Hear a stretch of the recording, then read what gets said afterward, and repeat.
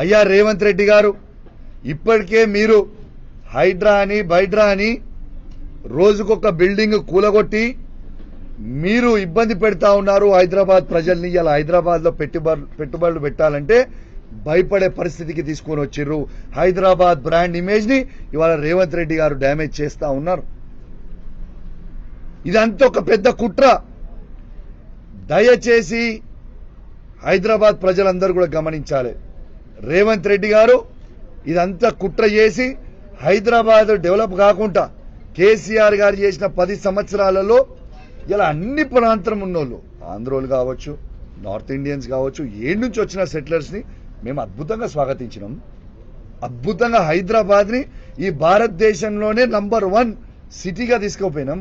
Is is not the truth? ఇలా మీరు చేస్తుంది ఏంది?